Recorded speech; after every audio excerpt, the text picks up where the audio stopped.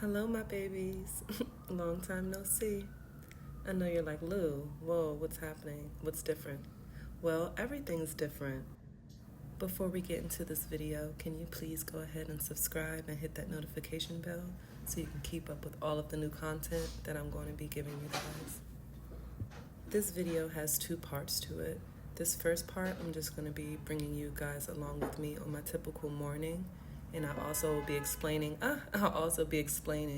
where I am and what we have to look forward to. I'm really, really excited. I always say that, but I really am. If you can't tell or if you don't know already, I've moved back to New York City. Join me and let's see where this adventure is going to take us. So most mornings I just wake up and guzzle water immediately. I think this New York air, I don't know what it is, but I wake up so dehydrated. So that's the first thing I do.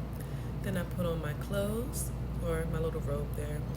I am so sorry for this little eyesore, but I thought I'd edit this part out, but apparently I didn't, and I can't take it out or else my voiceovers are going to mess up.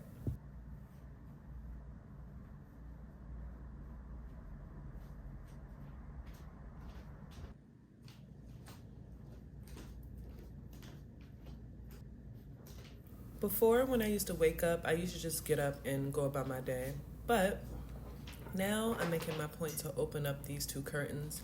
My sister, honestly, she forced it on me. She would come into my room and be like, open up these curtains. And I never really saw the difference, but I do now. So I wake up, open up my curtains, and then I go bother her. This is my sister's room. If you don't know who she is, it's Jessica. We live together again. And yeah, we live together in New York City. These are all of her original drawings. These are her comp cards because my sister is in fact a model.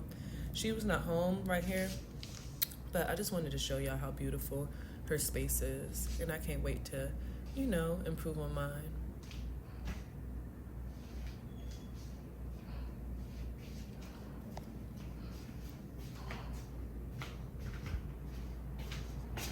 Usually after I'm done bothering her, I go into our kitchen and I clean up whatever mess was left from last night from either one of us.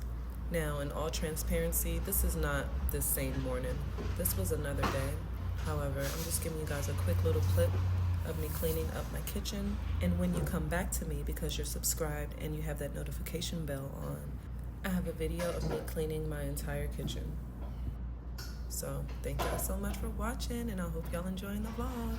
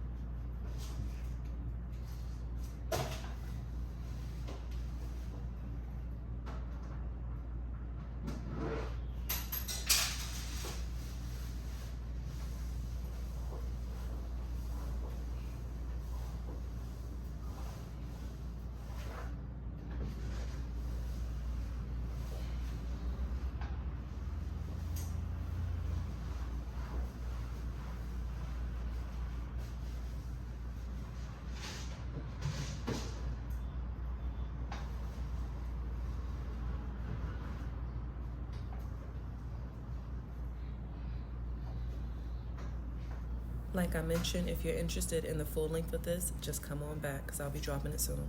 The next thing you're about to see is a cooking tutorial. I actually recorded this before I moved back to New York. This meal that I'm preparing is called shrimp Newberg. It's more of a southern meal, or at least that's what I know it to be. It's similar to shrimp rundown.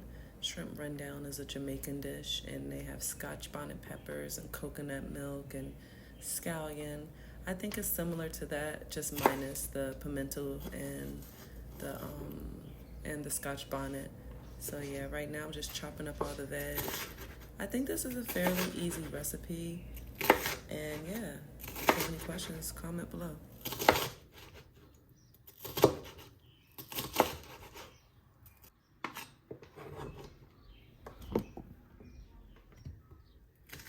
You're always going to see me knees out my vegetables or all of my ingredients, aka set them aside and have them already prepared and ready. So that's what I'm always going to do, chop up all the vegetables, the garlic, so that it could just be easy when it's time for us to actually cook it and put it together. Pointer for you guys, try to get the sharpest knife you can have. You guys always see me struggle with my knives because, to be honest, these are never my knives. Now that I moved to New York, I will be investing in some good knives, and I'm excited to receive them. But a dull knife is more dangerous than a sharp knife. When I was younger, I never quite understood that, but I get it now. Right here, this is me taking those stems because we have to use that for our shrimp stock. But even if we didn't have a shrimp stock to make, we should always save those and put those in our freezer for a broth that you want to make later on. Here, I'm just showing you how I go about peeling the shrimp. If you pinch the tail and just wiggle your finger in between the meat and the shell, it should come out easily, just like that.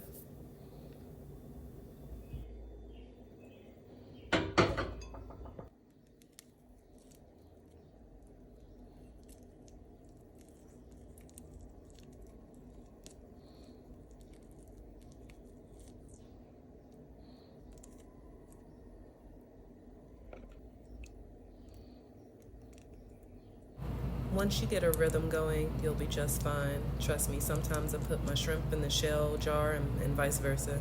Just take your time, make sure everything is separated because these shells are so important to this dish. These are all of our shells, and if these were fresh shrimp, because yeah, those were frozen, this dish would have been superb. So if you do decide to make this meal, make sure you get some fresh shrimp.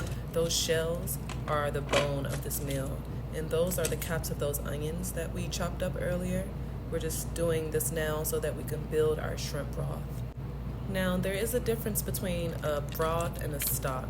This technically will be a broth because I'll be adding salt to this, I believe. But usually you do not do that. Usually you want this to be something you can use in different dishes. So you're not going to add salt because you want to control your own salt. But this is a small batch meal for me and my best friend and her wife. So I just went on ahead and added the salt. But the difference is broth already has salt, a stock does not, to which you can use in various dishes and you can build your own flavor.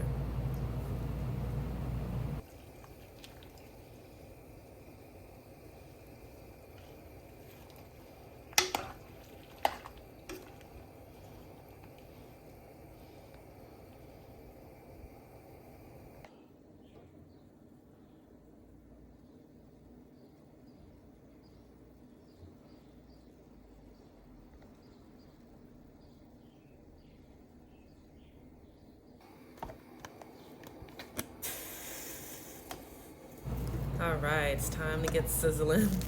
So for this part, you're gonna go ahead and add your oil like normal. I'm using the olive oil there. Here, for your peppers and your onions, it is so important that you do not burn these peppers and onions. When you burn, you start the Maillard effect. And when you have the Maillard effect, that's a different element of umami and flavor, and that's not what we want in this dish. We want to just sweat these peppers and onions out. We do not want to burn or brown at all. Checking on our stock. Y'all get it. If I call it the wrong thing, I'm not going to keep correcting myself. You know the vibes. While I was cooking this, I almost burnt it. I'm not going to lie, and that's because my pot wasn't even. Something was going on with my pot. I had like a hot spot on this pot, and it kept on burning right there. But yeah, I've made this dish so much that I found a way to save it. This is me adding obey. That is very important as well. You know, you have seafood, you have to put obey to give it that good stuff.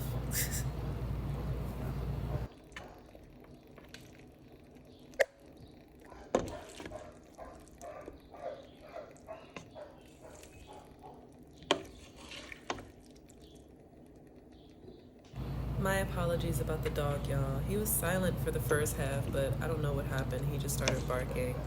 He was fine. I looked out the window, but yeah, I do apologize.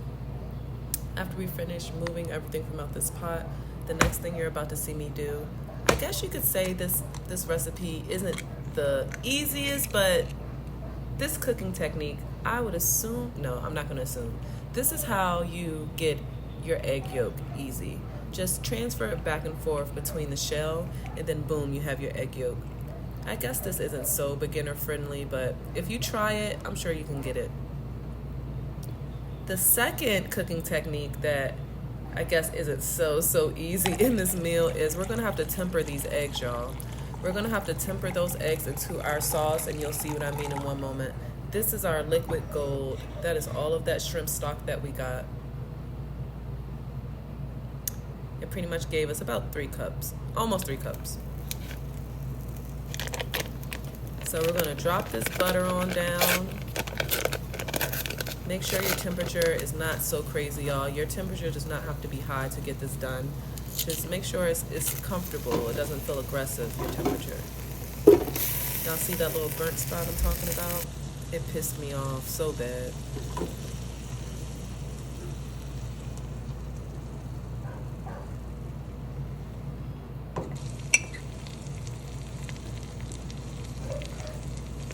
If you ever see this cooking technique, someone is making a roux.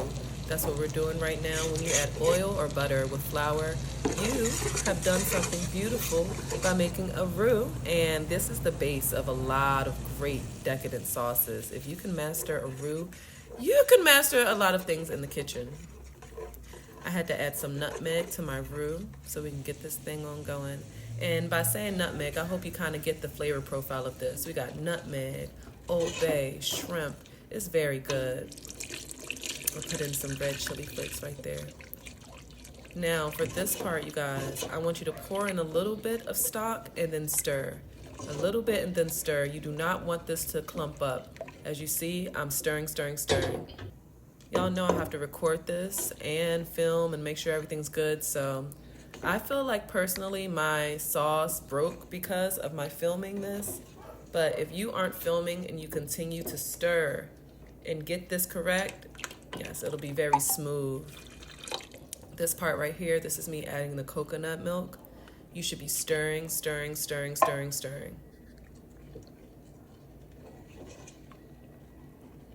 It was so hard for me to do this on camera, I'm not gonna lie.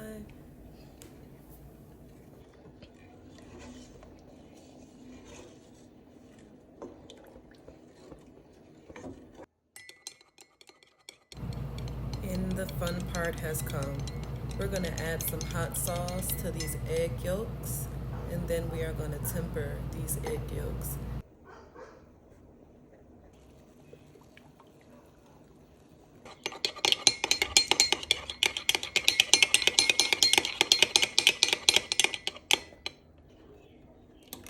If this is your first time making this or your first time tempering anything, turn your heat down and take your time, because if you do not do this part properly, you will have scrambled eggs. You will not have shrimp Newberg. You'll have scrambled eggs. Even though I tempered my eggs properly into my sauce at the end still was broken. It wasn't as velvety as it usually is, and I'll point it out at the end. The taste was still there, but the look of my sauce I was disappointed in. But I will be better next time while filming this dish.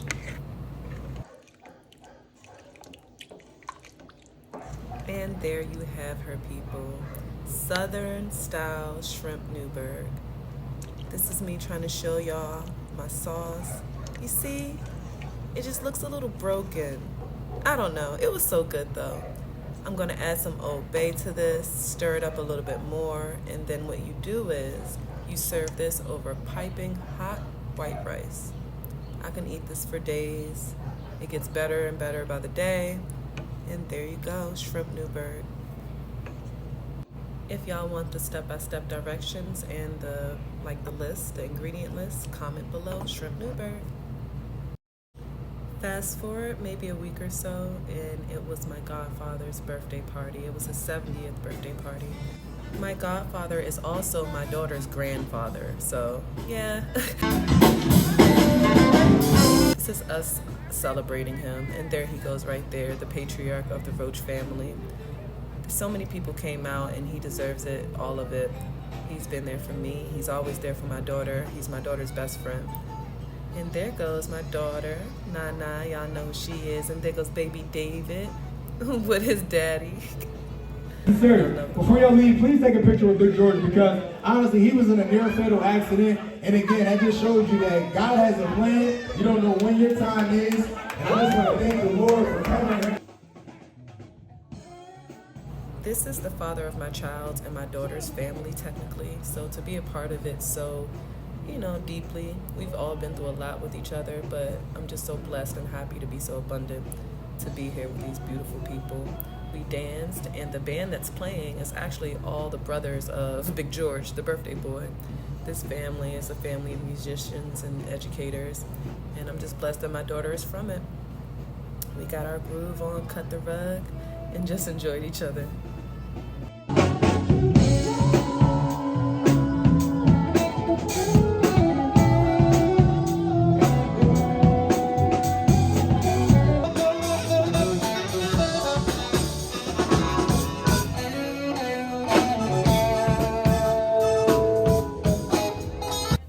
A few days later, my best friend decided to take me to this annual cookout. This cookout was thrown by a really prominent family in Delaware. They're called the Congo family.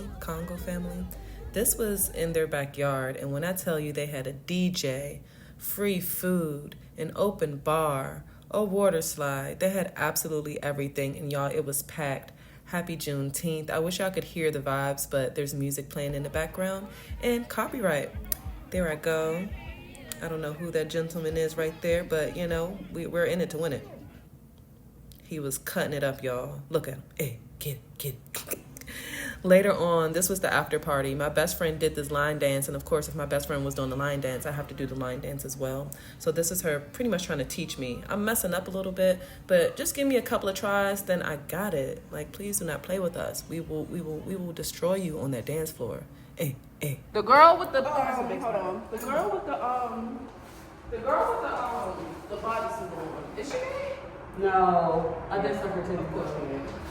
So what? I'm just dead ass. I've been told you that about five. You all I didn't say nothing. I can't. You already told me about that. That's what I know.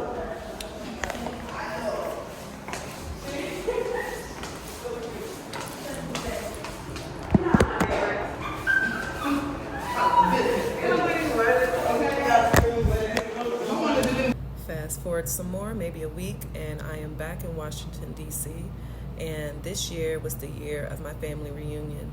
And you guys, I was born and raised in Washington, D.C., and I'm just so happy that everybody got to come together. This is my great aunt and also one of my cousins performing a poem called Mama's Hands. We all ate, we had fun, we cried. It was a lovely time, and I was there with my mother, my sister, and my nephew.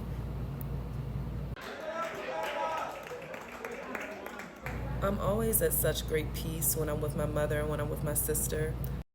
Being back home in D.C., I don't know, it just rejuvenates me now. When I was younger, I kind of dreaded it.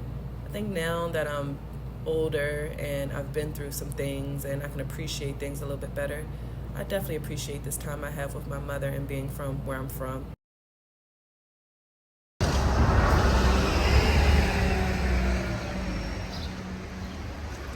Grew up on this block, my mommy. Oh, mommy, and they're gay. Oh, how nice. It's like 3 different floors.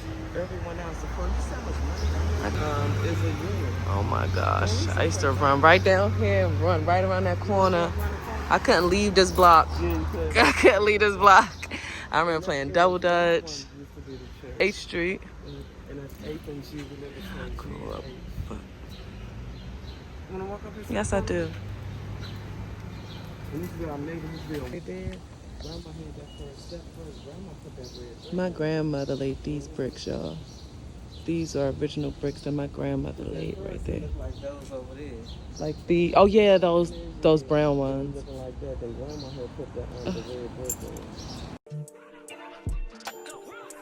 in. My mother, my sister, and I drove around for a little bit, went to Ben's Chili Bowl, and then ended up at the DC Public Library. Because if there's one thing to be true about my mother, is her love and passion for go-go music.